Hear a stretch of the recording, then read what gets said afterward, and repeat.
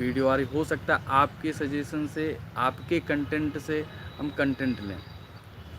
क्योंकि आज यूट्यूब की नई गाइडलाइन जो 15 जनवरी के बाद आया कि ओरिजिनल कंटेंट, ओरिजिनल हर एक चीज़ होना चाहिए। तो हमारा प्रयास यही है कि अपना खुद का कंटेंट हो, अपनी खुद की आवाज़ हो। शॉर्ट वीडियोस में तो लिप सिंक भी चल जाती है, क्योंकि आपको बीच में रहना है तो आपको सब चाहिए होता है।